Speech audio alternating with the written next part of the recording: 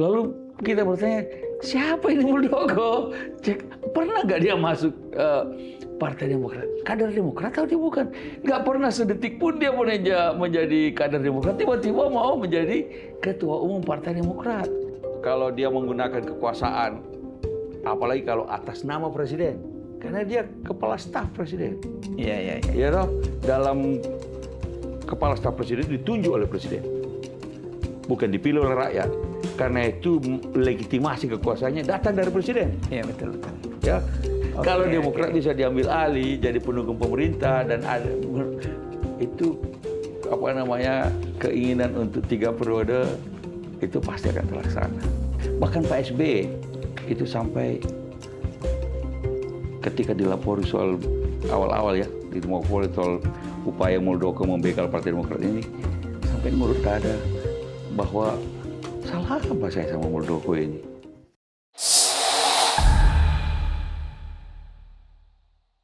Bismillahirrahmanirrahim. Assalamualaikum warahmatullahi wabarakatuh. Kawan-kawan pejuang obor rakyat di seluruh dunia. Kali ini kita punya episode spesial, Untold Story. Dan narasumber kita kali ini, wah ini sahabat lama senior saya. Nggak kaleng-kaleng, orang cerdas, ya kan. Top. Beliau adalah Ketua Dewan Pakar Partai Demokrat. Pada episode kali ini, kami akan membahas kisah lama pembegalan Partai Demokrat yang dilakukan oleh KSP Muldoko. Selamat datang, Bang Andi. Salaman dulu, Bang AM. Senang bisa berada di sini. Iya. Bang AM, jadi obor rakyat ini punya diferensiasi. Kami sesekali ingin bicara masa lalu yang kami anggap penting untuk menjadi pelajaran dan juga supaya ke depan itu jangan terulang. Betul. Nah, yang ingin kami gali dari Bang AM, mudah-mudahan Bang AM ini nih ya kan. Jangan sekali-sekali jas merah, jangan sekali-sekali melupakan sejarah. Jangan sekali. Dan mudah-mudahan Bang AM juga feel free ngomongnya ya kan gitu. Jangan ditahan-tahan. Ya kan? Insyaallah. Iya. Bang AM, kita tahu kan Demokrat itu pernah mengalami turbulensi. Pokoknya saya memahami suasana kebatinan di DPP Partai Demokrat ketika itu. Ketika Partai Demokrat tiba-tiba dibegal, dibajak. Berusaha dibajak.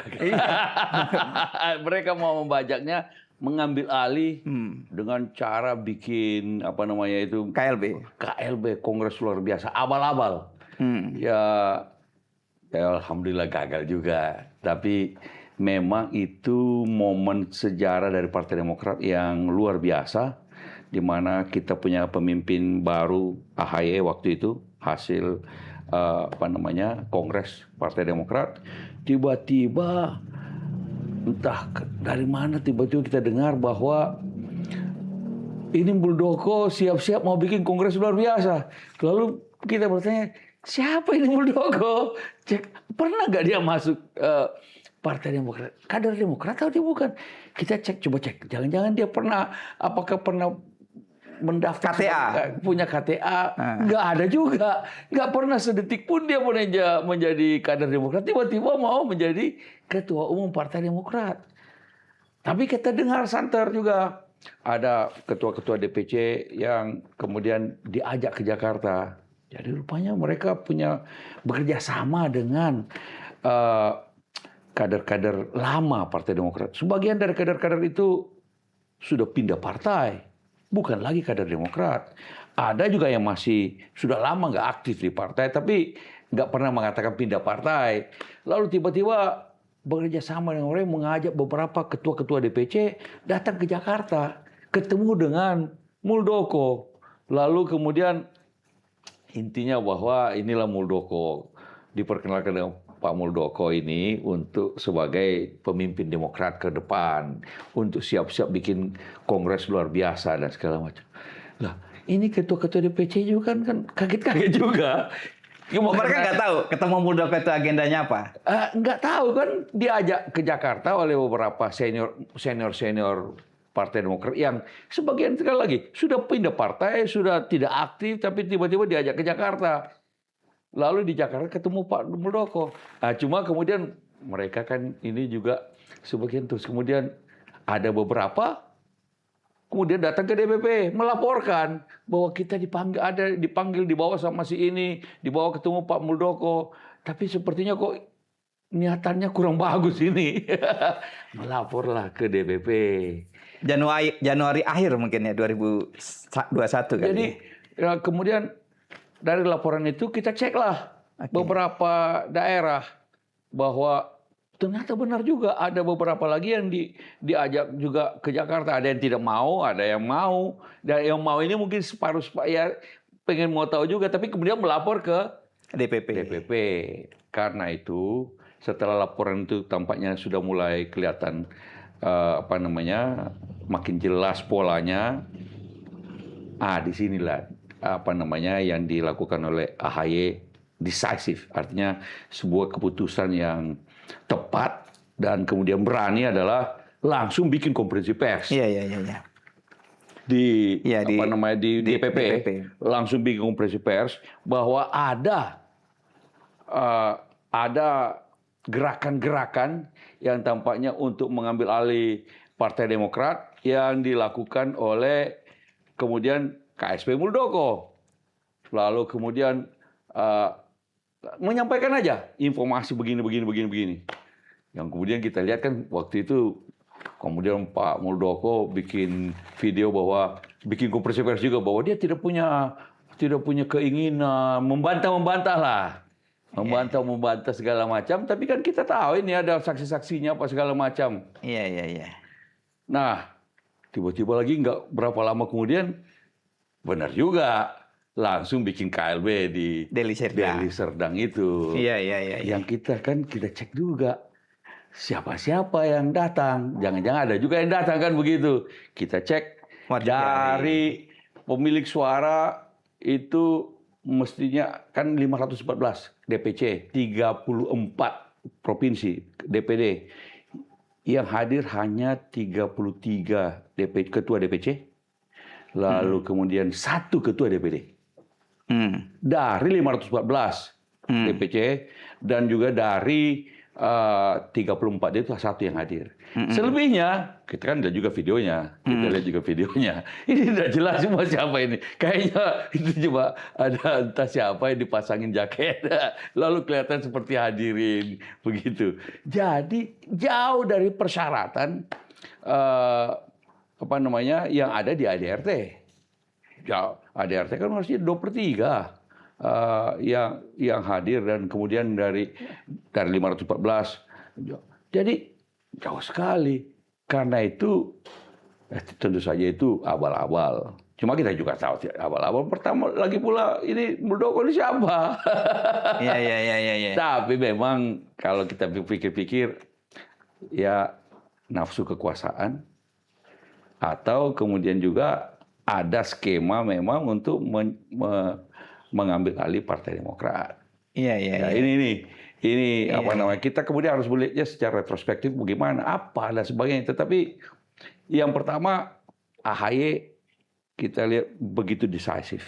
Karena ada juga saya ketemu dengan siapa dulu itu ada partai yang diambil alih juga. Ada partai lain ya yang diambil alih, ketemu sama saya. Aduh, kita salah dulu karena dulu kita nggak bikin press conference terbuka bahwa ada proses pengambil alihan, sehingga kemudian mereka kalah dan mereka tersingkir dan kemudian partai itu dimatikan. Kalau Demokrat kemudian AHY mengambil keputusan tepat, berani melawan, walaupun ya kita ini waktu itu kan oposisi. Iya. Dan Muldoko ini adalah kepala staf presiden, ya kan? Posisi politik yang sangat kuat, sangat dekat dengan presiden. Tetapi karena justru kesempatan itu merupakan momen juga bagi kepemimpinan AHY untuk mengkonsolidasikan partai-partai DPC ini, partai ke dalam. Kalau dengan adanya serangan dari luar, ini memang kesempatan untuk mengkonsolidasikan secara internal struktur Partai Demokrat. Dan itulah hasilnya di KLB itu hanya cuma 33 itu yang hadir. Dan Dan apa namanya, ya walaupun mereka diiming-iming uang, dia tentu saja diiming nanti kalau nanti berkuasa lah apalah segala macam. Pada titik itu kalau betul Demokrat diambil alih oleh KSP Muldoko, posisi kita bukan lagi jadi oposisi, pasti menjadi Bagian dari pemerintahan. bagian dari pemerintahan. Jadi Iya, mereka iya, juga pikir ada, ya kan, iming-iming kekuasaan dan uang ini sangat kuat sekali. Iya, iya, iya. Tetapi kita lihat AHY mampu melakukan konsolidasi dari struktur partai terhadap KLB abal-abal dari Muldoko ini. Ya, itu terbukti dari ketika kemudian dibawa ke ranahnya Menteri Hukum dan HAM waktu itu kan. Yasona Lawli waktu itu. Dan mereka ini, orang-orang ini percaya berapa itu nggak penting itu KLB. KLB itu performa aja. Karena yang penting kita bikin berapapun yang datang, lalu kemudian pasti akan disahkan oleh pemerintah, Menkumham. Tapi pertama saya rasa Pak Lawli waktu itu juga ya nggak mungkin juga mengesahkan, kalau waktu itu misalnya ya jumlah yang hadir dari pemilik suara tidak usahlah memenuhi syarat sampai 2/3. 2/3. Separuh aja, setengah. Sepertiga aja. Iya. Jumlahnya 100 lebih misalnya. Mungkin dan datang dari beberapa provinsi, berbagai provinsi. Mungkin masuk tuh barangnya. Mungkin mikir-mikir juga bisa saja, karena membedakan 150 dengan 300 kan tidak terlalu. Apalagi kalau berkumpul semua pakai jaket begitu. Dan memang ketua dan sekretaris dan inilah pemilik suara misalnya. Pemilik suara. Tapi ini kan pemilik suaranya cuma segitu, dan setelah diteliti juga daftar hadirnya apa segala macam kan. Ya akhirnya apa namanya, Pak Lawli waktu itu juga kita lihat pada waktu pengumuman hasil verifikasi dari KLB tersebut, Pak Mahfud sebagai Menko Polhukam kan hadir juga. Menyatakan tidak bisa menolak hasil dari KLB abal-abal ini karena memang tidak memenuhi syarat. Belum lagi ketentuan dalam ADRT yang menyelenggarakan KLB itu kan ya DPP dan harus ada persetujuan dari Ketua Majelis Tinggi. Aturan di ADRT itu ADRT-nya begitu itu. Iya. Mereka kan mau melangkahi itu semua hanya karena percaya bahwa ya Muldoko ini punya kekuasaan, dekat sama presiden. Sehingga apapun hasilnya, ya memang abal-abal KLB itu. Mereka pun tahu itu. Tapi yang penting disahkan oleh Menkumham. Dan begitu disahkan, rencana awalnya begitu. Rencana awalnya begitu. Kalau disahkan oleh Menkumham, begitu disahkan, maka yang sahkan mereka. Kita yang menuju ke pengadilan. Iya. Kita yang harus berjuang ke pengadilan untuk membatalkan keputusan itu. Iya. Tapi karena ditolak, mereka artinya yang sah tetap adalah kepengurusan dipimpin oleh AHY, dan mereka yang kemudian ke pengadilan, dan ke pengadilannya ini sampai 3 tahun. Sampai 21 perkara kita harus tangani. Karena mereka menggugat di pengadilan negeri, pengadilan tata usaha negara, yang menggugat lagi ada beberapa kelompok, ada lagi yang digugat ini, yang kira-kira kita boleh dikata harus menang 21 kali. 21 kali tuh Bang Ai. 21 kali. Di berbagai pengadilan ini. Dan untuk berbagai macam perkara yang berhubungan dengan ini.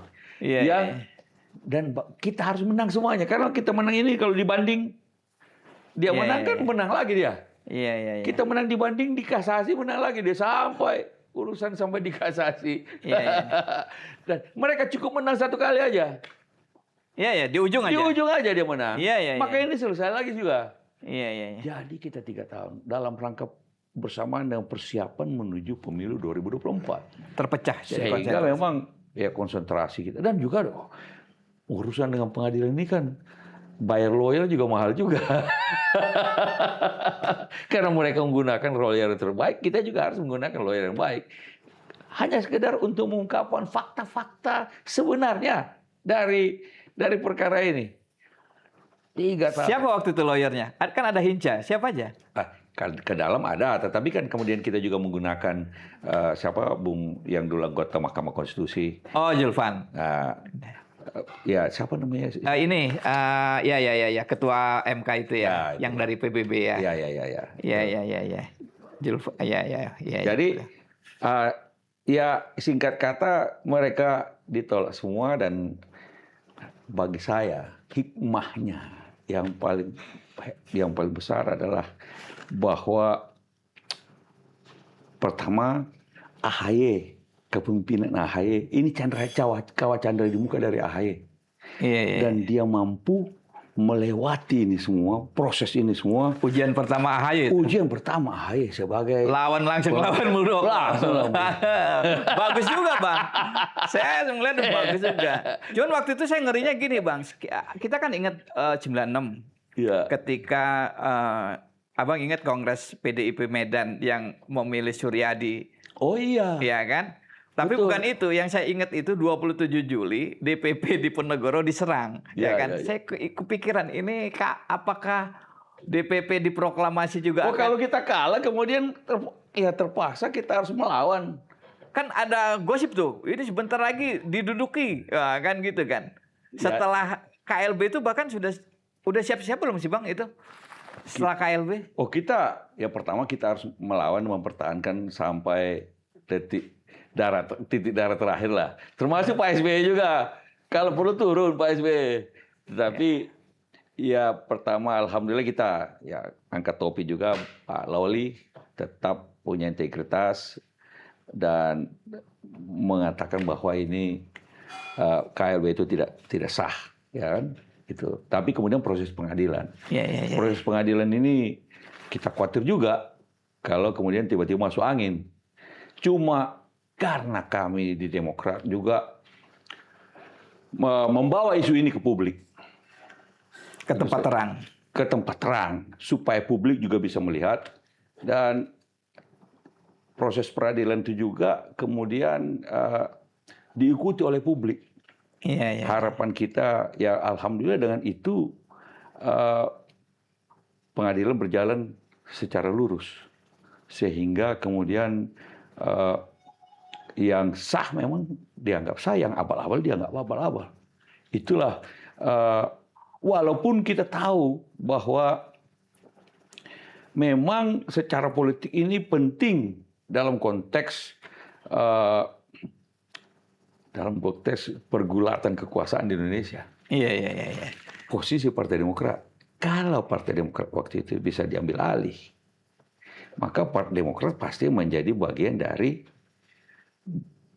pendukung pemerintah, partai pendukung pemerintah.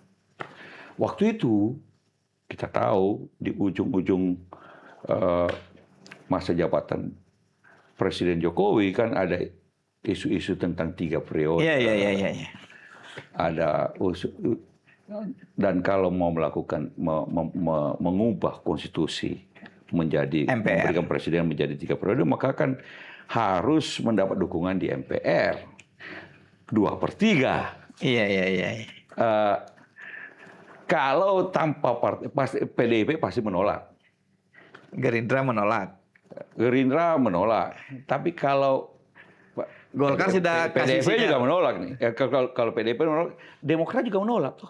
Iya. Tapi kalau Demokrat bisa diambil alih, ditambah dengan yang lain, DPD ini kan perseorangan, bukan partai. Ditambah dengan suara DPD yang bisa diambil, saya rasa 2/3 bisa didapat. Jadi ini kunci ya, justru posisi Demokrat. Posisi Demokrat kunci di sini. Iya. Oh, itu konteksnya. Konteks kekuasaannya di situ.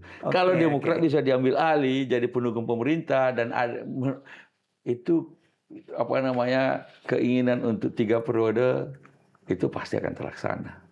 Oh, ini penting ini, Bang AM. Di situ. Ini informasi penting karena itu ya kita juga bersyukur bahwa kita dengan Demokrat tidak bisa diambil alih, tidak bisa dibegal, maka gagal juga. Karena itu gagal keinginan untuk 3 periode itu akan gagal, nggak bisa mengubah undang-undang dasar. Artinya dia harus mendapat 2/3 itu mengandalkan seluruh dari DPD Ya, tapi itu kita aja nggak cocok. Itu karena Iya, iya, PDP, iya. Pasti Demokrat, menolak. Dan PKS Gerindra. pasti, Nah, Gerindra, maka nggak mungkin dia bisa dapat 3, apalagi atau lalu kemudian mau mencoba untuk memperpanjang masa jabatan 3 tahun, alasan COVID dan iya, sebagainya. iya. Nggak mungkin, Iya, iya. nggak mungkin. Saya ingat itu, Bang. Saya ingat tuh. Saya juga heran juga ya. Mungkin begitu politik ya. Saya bingung, ketua partai Golkar waktu itu Airlangga Hartarto sudah kasih sinyal-sinyal oke. Bahkan orang yang saya cukup kenal gitu ya, ketua PAN Zulkifli Hasan juga sudah oke soal gagasan 3 periode. Saya nggak masuk akal ini ya kan, ini bukan orang-orang bodoh kan sebetulnya ya kan, gitu kan. Masa kita ini gagasan yang ya udahlah itu. Atau orang tersandra atau bisa nggak tahu juga kan gitu kan. Saya baru paham ini dijelaskan oleh Bang AM bahwa konteks perebutan itu adalah untuk upaya menggolkan ide 3 periode. Ya ini kan ya kita juga bertanya-tanya, awal-awal kita bertanya-tanya ini ada apa ini tiba-tiba Muldoko mau ambil alih Partai Demokrat, mau membegal Partai. Bahkan Pak SBY itu sampai ketika dilapori soal awal-awal ya, dilapori soal upaya Muldoko membegal Partai Demokrat ini, sampai ngurut dada bahwa salah apa saya sama Muldoko ini. Setahu saya Muldoko ini SBY yang akan jadi bintang 4. Saya ngangkat dia bintang 4, jadi Kasat, jadi Panglima TNI. Rasanya aku nggak punya salah sama dia, tapi aku ngangkat malah mempromosikan dia terus. Kok tiba-tiba mau membegal ini? Ya, yang ngurut dada lah sebagai orang tua ya. Belakangnya kita juga dengar juga bahwa sebenarnya sudah sempat juga ditawari Pak Gatot Nurmantio, sempat juga ngomong bahwa sebenarnya lebih dulu ditawari tapi Pak Gatot menolak. Oh. Jadi sebelum Muldoko, Pak Gatot ada yang meminta Ya ada yang menawari ambil alih Demokrat. Agar mengambil alih Demokrat. Tapi Pak Gatot menolak katanya. Siapa Bang yang menawari Bang? Itu beberapa senior Partai Demokrat yang nggak aktif, yang sebenarnya ya di dalam semua partai. Iya. Selalu ada orang-orang yang oportunis yang kerjanya mau melihat kira-kira apa yang bisa dia dapat dari partai itu. Lalu kemudian ya, dalam situasi begitu dia melihat kesempatan untuk menjual-jual partai. Menjual-jual partai dipikirnya inilah ditawari Pak Gatot untuk dapat kendaraan. Kemudian Pak Gatot menolak, ya ditawari sama kepada Pak Muldoko. Mungkin juga Pak Muldoko sedang cari-cari kendaraan. Iya. Atau ada yang lain yang kita tidak tahu. Iya, Yang jelas iya. apa namanya ya saya juga tidak tahu. Artinya begini loh, saya ini pernah juga kerja di istana sebagai jubir. Dalam arti kalau dulu itu kalau saya mau mengunjungi mertua sakit di Jogja, saya mau pamit Pak SBY ke Jogja ya karena menengok mertua sakit. Karena saya jubir ini perintah presiden melekat. Kemanapun presiden pergi, saya hadir di situ. Karena sebagai jubir tidak mungkin saya bisa menjelaskan kepada publik kalau saya tidak berada di samping presiden, melihat apa yang dilakukan oleh presiden, dikatakan oleh presiden, atau apa pikiran-pikiran presiden dan kebijakannya. Jadi kalau saya mau pulang ke Jogja karena nengok mertua, saya izin langsung sama presiden. Saya izin langsung sama presiden supaya jangan dicari, kalau dicari presiden tahu saya kemana kan gitu. Berapa hari saya pergi. Nah Muldoko ini adalah KSP jabatan politik, dan kemudian dalam posisi jabatan politik itu dia melakukan kegiatan politik atau move politik yang luar biasa, yang punya dampak besar dalam struktur kekuasaan. Saya tanya waktu itu, saya sebagai kader Demokrat, saya bertanya, ini Muldoko jangan-jangan ada yang suruh, ya kan? Kita juga bertanya-tanya, apa memang ini perintah presiden? Jadi, tapi mungkin apa namanya, karena AHY ngomong langsung di publik dan segala macam, suatu ketika atau tidak lama setelah AHY menyampaikan kepada publik, dia dipanggil oleh Presiden. Dan datanglah Pak AHY di Istana Bogor. Dan katanya ketemu sama Pak Presiden Jokowi, dan katanya Pak Jokowi mengatakan dia tidak tahu menau dengan apa yang dilakukan oleh Muldoko. Ya, kita terima saja apa penjelasan Presiden.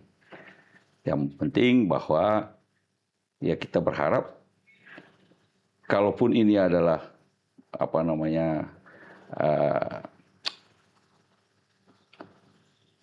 artinya Pak Muldoko sendiri yang tidak ada yang perintahkan, tapi ini nafsu kekuasaan dia sendiri. Tapi saya juga masih bertanya-tanya. Ya itu tadi, KSP Muldoko ini jabatan politik. Melakukan move politik luar biasa. Ya, luar biasa. Kan kita tahu, Bang. Ya mestinya Presiden bisa bilang. Tahu dia. Presiden bisa bilang ya jangan lakukan. Iya. Atau dibiarkan begitu saja. Tapi intinya bahwa ya di lain pihak ya mungkin setelah itu mungkin juga Pak Presiden bisa melihat bahwa ya si Muldoko ini nggak ada juga dukungan politiknya di dalam struktur. Jadi ya udah dia panggil AHY kan. Dia panggil Pak Mas AHY bahwa dia tidak tahu menau. Dengan soal ini adalah mumpung politiknya Muldoko sendiri. Seru juga. Ya kita disampaikan bahwa Mas AHY ketemu. Ya bagus juga lah. Ini saya ketemu Pak Jokowi bilang dia tidak tahu menau. Cuma saya bilang ya saya bayangan saya. Kalau saya ke Jogja itu mesti minta izin. Lalu kemudian kalau saya ke Jogja, kalau Pak SBY bilang jangan dulu ke Jogja, saya mestinya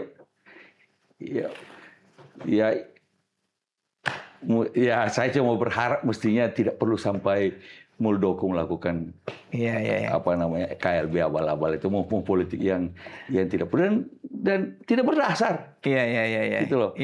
Artinya kalau Muldoko memang mau berpolitik, masuk aja ke Demokrat, ya kan? Bukan. Bikin partai sendiri. Kalau di Demokrat nggak diterima orang macam Muldoko ini. Bikin partai politik sendiri dong. Kan bisa dong. Masih waktu itu jenderal. Pemilu masih jauh. Dan ada jenderal-jenderal yang membuat partainya sendiri. Ada yang berhasil, ada yang gagal. Tapi yang berhasil kan SBY bikin partai sendiri, Demokrat. Ada Pak Prabowo bikin Gerindra, berhasil. Wiranto pernah Hanura. Wiranto dulu sempat bikin Hanura. Lalu kemudian dulu sempat juga adalah Pak itu Hartono. Ada dulu ada macam-macam lagi. Pak Hartono juga pernah. Dan PPKB apa? Soal berhasil apa tidak? Iya, soal lain. Itu soal lain. Tapi dia berusaha atas tangannya sendiri. Tanpa mengganggu orang lain untuk berkompetisi secara politik dengan tujuan kekuasaan apapun. Tidak ada masalah, atau ideologi apapun, tapi bikin partainya sendiri kan. Mestinya dia bisa lakukan itu. Tapi kan ya itu istilahnya kalau dalam perusahaan itu daripada bikin dari scratch, dia mau hostile takeover.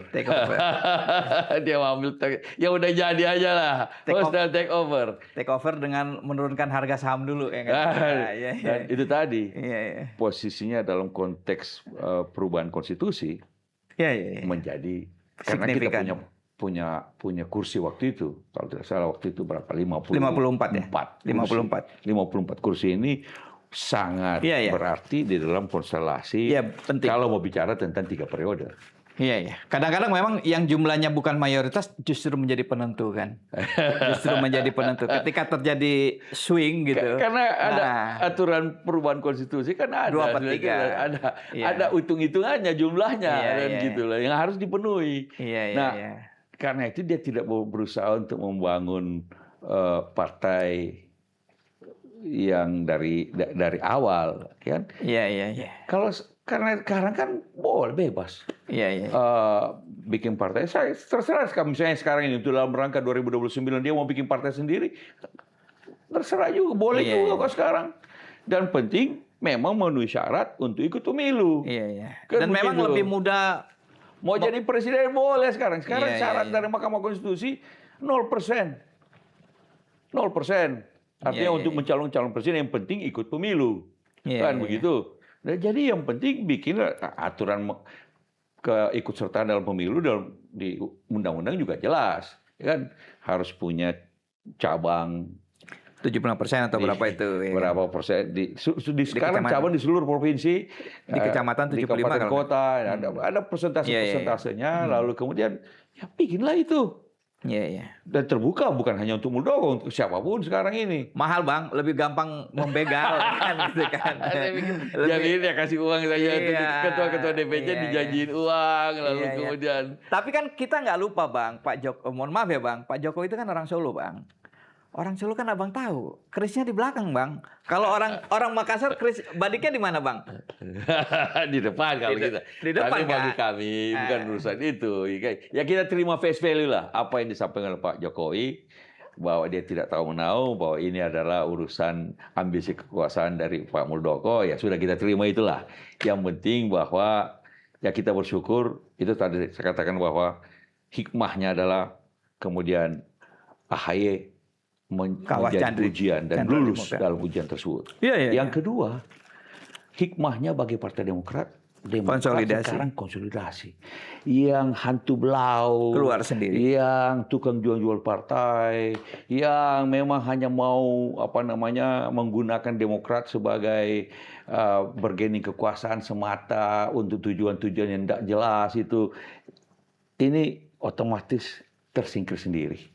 Sehingga sekarang ini Demokrat menjadi solid. Kader-kader Demokrat mulai dari DPP, DPD, DPC ini semua menjadi solid, siap untuk bersaing di dalam pemilihan umum. 2024 memang kita menjadi ya dalam situasi seperti itu, ya alhamdulillah kita bisa mempertahankan kursi kita. Dan kemudian tapi 2029 rasanya ini kesempatan untuk kebangkitan Partai Demokrat. Tahun 2026 ini juga bertepatan dengan 25 tahun Partai Demokrat. 25 tahun Partai Demokrat ini sekaligus 25 tahun bersama rakyat sekaligus dengan kepemimpinan yang kuat dari Mas AHY, sekaligus juga dengan struktur yang terkonsolidasikan semacam ini, rasanya Demokrat pada posisi yang posisi yang sangat kuat untuk berkompetisi dalam pemilu 2029 nanti. Iya. Kembali ke soal tadi, Bang AM. Waktu KSP Muldoko menerima kader-kader Demokrat itu ya dari daerah-daerah, itu diterima di mana ya? Di Gedung 3 Seskap itu atau di mana? Saya nggak tahu, mungkin di rumahnya Pak ya. Saya tidak tahu. Ada atau di hotel. Ada yang di hotel, katanya ada yang di hotel. Oh, bukan di Seskap. Enggak. Ada katanya di hotel atau di mana begitu. Oh, oke. Kita dapat informasi, pada datang. Jadi datang gitu, habis itu ke DPP melapor. Kita tadi ketemu. Pak. Jadi ya kita kaget juga, tapi ya, ambisi kekuasaan yang salah. Dan kemudian ya saya rasa di satu pihak barangkali juga Pak Muldoko ini kena tipu juga sama kader-kader Demokrat yang ngaco-ngaco itu. Mungkin disampaikan juga sama Pak Muldoko. Udah Pak, pokoknya Bapak pokoknya kita bikin aja itu KLB nanti pasti semua akan duduk ke Bapak. Ada dipikirkan ini jenderal, sementara Mas AHY ini cuma mayor. Tapi mayor yang menang. Saya ingat tuh waktu itu Bang, waktu peristiwanya itu, waktu KLB di Deli Serdang. Itu kan sampai siang, Pak Muldoko bilang, saya nggak ke sana, masih di sini. Tapi saya ingat beredar tiket bisnis kelas Garuda atas nama Muldoko. Ya kan sampai terakhir itu menyangkal datang ke sana, wow, lalu kemudian didaulat sebagai ketua umum Partai Demokrat. Katanya ada KTA-nya. Dari siapa KTA-nya? Siapa yang tanda tangan KTA-nya itu? Saya lihat dia dipakai jaket Demokrat, tapi kayaknya nggak pas ya kan jaketnya. Pasti dia nggak tahu Mars Partai Demokrat. Pasti dia nggak tahu himne Partai Demokrat. Iya, iya, iya. Ya itulah. Saya orang biasa, Bang AM. Seandainya itu diminta ke saya, dikondisikan, pokoknya kamu nanti naik panggung pakai jadi ketua umum. Saya malu, Bang. Saya malu. Mestinya ada kan juga namanya apa ya, nilai-nilai kejujuran, mestinya juga ada nilai-nilai tentang kepantasan. Disuruh ambil alih partai orang. Iya, iya. Atau Kenapa nggak malu ya? Itu pertanyaan saya. Kenapa dia jenderal loh? Mau ngambil alih tanpa ada alasan jelas, bahwa seakan-akan lalu menganggap dirinya sebagai penyelamat Partai Demokrat, dan kalau bukan dia lalu kemudian Demokrat tidak selamat. Justru kalau dia masih di ujung Demokrat tidak akan selamat. Nah, kayak sekarang ini kalau kita lihat ini, alhamdulillah kita lihat AHY lulus dalam ujian itu juga menjadi salah seorang ya pemimpin muda atau yang berpotensi untuk memimpin negeri ini nantinya. Setelah Pak Prabowo, kalau kita lihat kami di Partai Demokrat merasa bangga, kami punya ketua umum ini pantas, layak untuk menjadi salah satu penerus dalam proses kepemimpinan nasional pasca Pak Prabowo. Bagaimanapun setelah Pak Prabowo melalui regenerasi kepemimpinan, dan regenerasi kepemimpinan ini rasanya Mas AHY ya salah satu yang kami Partai Demokrat menawarkan Mas AHY kepada bangsa Indonesia, dan insya Allah ya pada waktunya nanti. Iya. Sebelum ke sana, Bang, sebelum ke sana, saya ingat ya, ketika itu saya sudah jadi wartawan tahun 96. Itu ada kongres tandingan PDIP di Medan. Setelah kongres PDI-nya Ibu Mega di Sukolilo, Jawa Timur. Itu saya masih masuk akal saya karena Suryadi yang menjadi ketua umum adalah juga kader Partai Demokrat. Betul. Ya kan? Juga ada misalnya, ya sebut saja ya, misalnya P3 Surya Dharma Ali lawan Romi. Itu kan sama-sama kader. Itu sama-sama kader, jadi itu mungkin saja dianggap apa namanya kompetisi internal. Iya. Walaupun sempat pecah lah gitu. Ada ya kan? persoalan di dalam mana yang lebih yang sah, di mana yang segala macam. Tapi ini kan ini bukan ini kan. Ini ada orang dari luar bermodalkan kekuasaan, uang untuk mengambil alih, membegal partai orang lain. Itu yang saya sampai hari ini bingung. Kok nggak malu dia itu loh, Bang? Nggak. Ya itu loh, makanya ya tadi, dan ada senior-seniornya kalau bicara tentang apa namanya purnawirawan TNI ingin berpolitik, ya boleh jalannya bikin partai sendiri. Iya. Atau masuk partai orang lain. Iya. Menjadi apa namanya kader partai tersebut di dalam, kemudian berkompetisi di dalam kepemimpinan di partai tersebut. Silakan. Ya walaupun kalau dia mau masuk Demokrat ya waktu itu pasti kalau saya mengatakan orang macam ini udah jelas ini.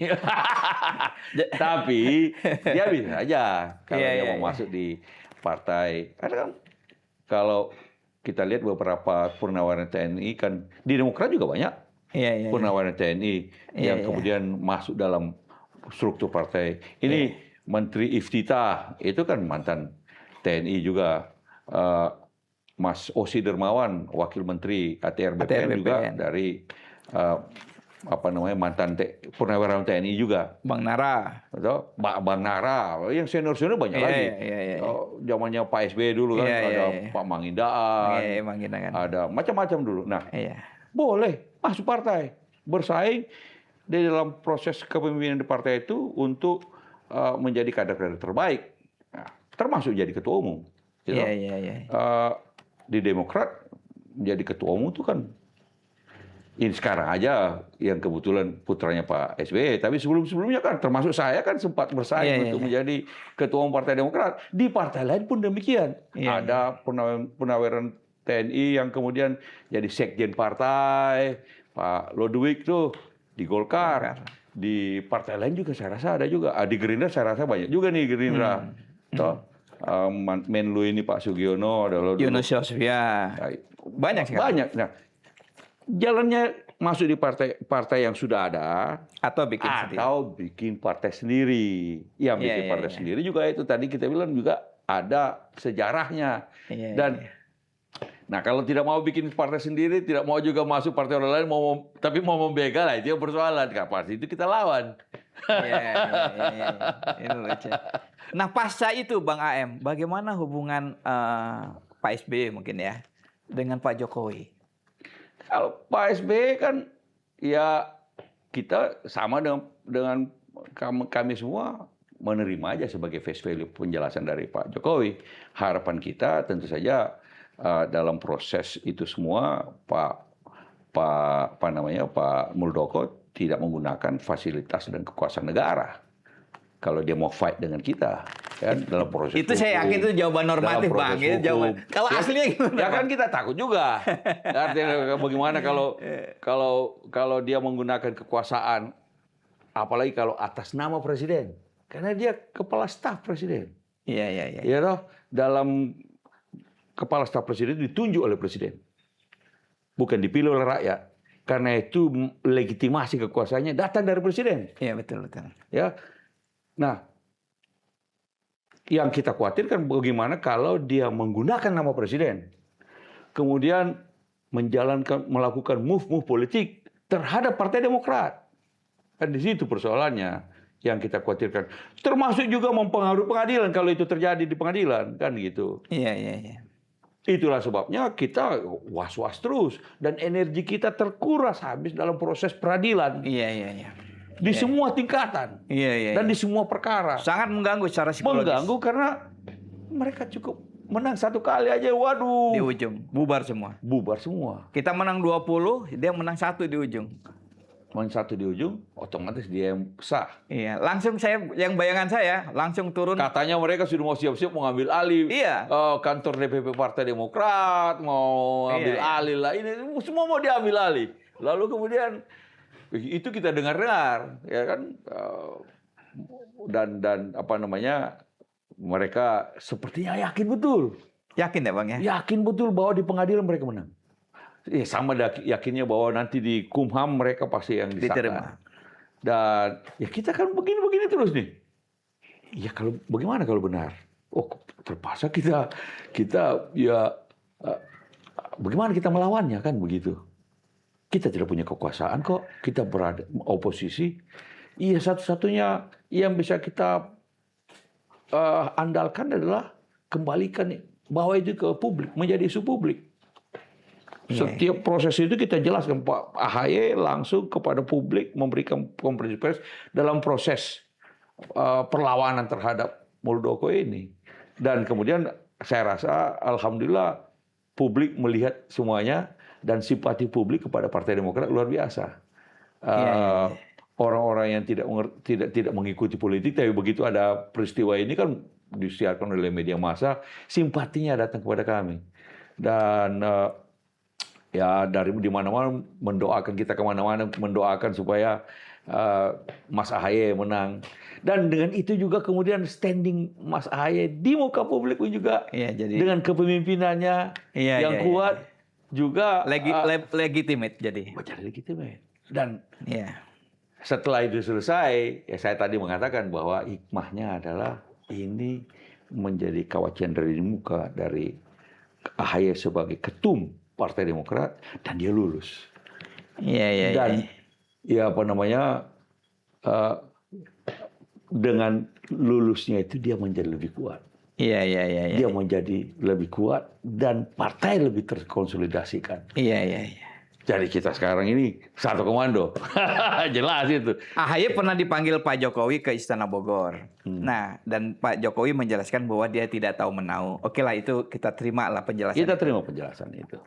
Apakah kan kita tahu Pak SBY juga setelah itu juga pernah bertemu secara langsung dengan Pak Jokowi. Apakah soal langkah Muldoko itu sempat disinggung dalam pertemuan atau ya ini aja Bang? Kalau Pak SBY kan sebenarnya kalau Pak SBY tidak lagi mengurusi day to day politics. Kalau semuanya diserahkan kepada ketua umum. Mas AHY. Walaupun Pak SBY masih sebagai ketua majelis tinggi, tapi untuk day to day politics itu serahkan semua Mas AHY. Beliau memberikan nasihat, memberikan saran, pada titik tertentu juga memberikan arahan kepada kita semua.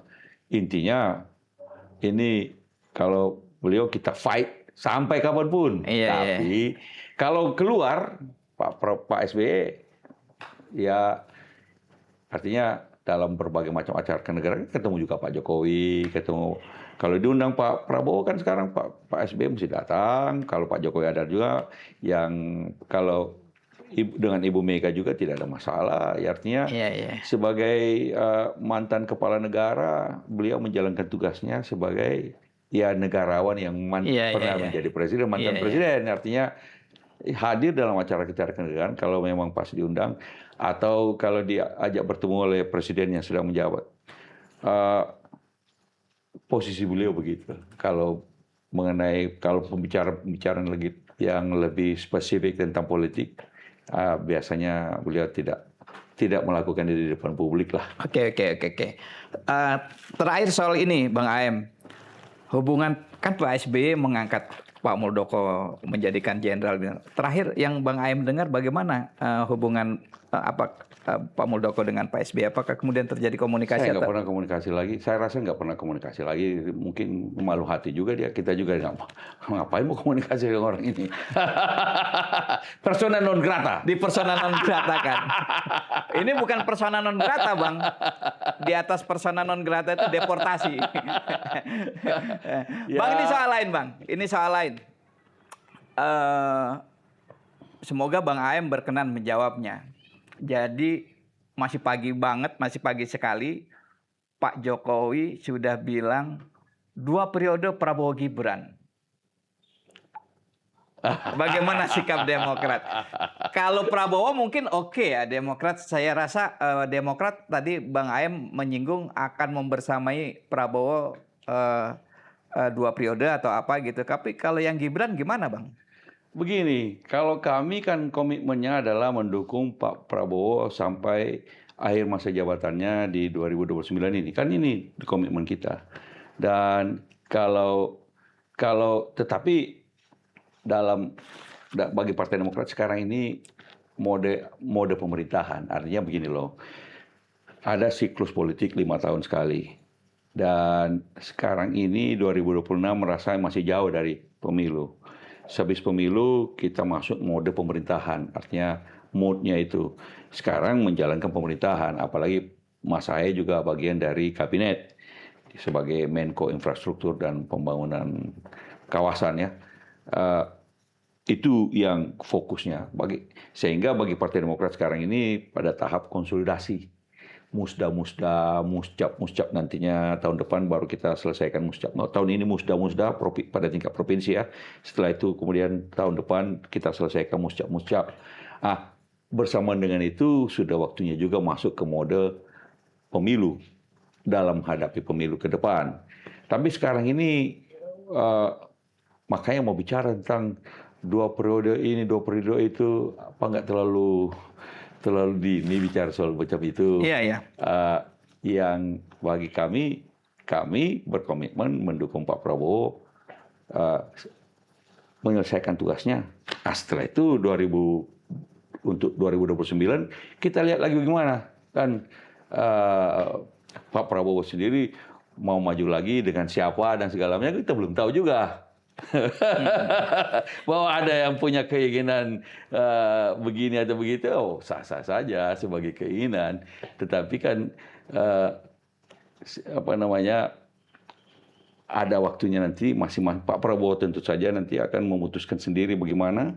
Kami juga sebagai untuk 2029 ya ke depan 5 tahun ke depannya kita juga belum menentukan posisi bagaimana karena sekarang masih modenya masih mode pemerintahan.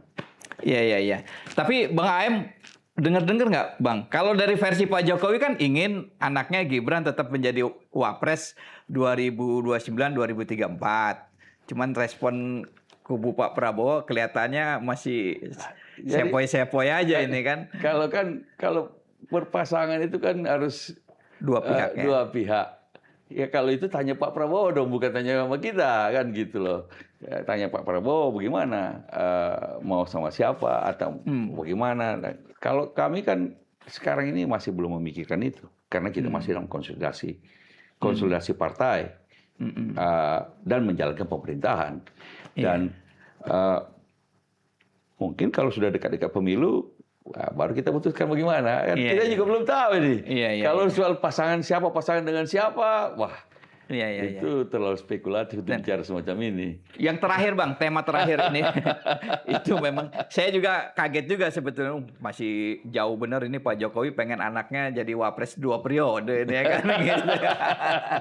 Ya sayang anak lah Bang, ya kan, sayang anak. Dalam sejarah Republik Indonesia ada wapres yang pernah 2 periode, Pak JK. Tapi tidak berturut-turut dan tidak bersama presiden yang sama. Kalau yang berturut-turut dengan presidennya udah sepertinya belum ada ya. Belum ya, sejarah ya. Kita tidak tahu ke depan bagaimana. Tentu saja kalau mau berpasang-pasangan kan tanya orangnya. Tanya Pak Prabowo aja. Kalau kami kan ya sekarang ini fokus sampai 2029. Habis itu nanti 2029 setelah itu pada waktunya ya rasanya 2028 lah baru kita bicara tentang kira-kira Demokrat bagaimana untuk 2029. Sekarang kita fokus pada pemerintahan, fokus konsolidasi partai. 2027 Demokrat selesai konsolidasi partai. Oke, Bang AM, terima kasih ini cerita-cerita soal masa lalu, ya kan, ini seru juga ya. Dan ya kita bersyukur ya bahwa Partai Demokrat bisa selamat dari bajak laut ini ya. Bukan bajak laut ini ya, bajak darat ini kan ya. Oke. Thank you. Oke, Bang. Kawan-kawan, pejuang obor rakyat, demikian perbincangan kita dengan Bang Andi Malarangeng, Ketua Dewan Pakar Partai Demokrat, soal upaya begal Partai Demokrat yang dulu dilakukan oleh KSP Muldoko. Mudah-mudahan KSP Muldoko tidak berupaya membegal partai lainnya. Wassalamualaikum warahmatullahi wabarakatuh. Waalaikumsalam. Terima kasih Pak.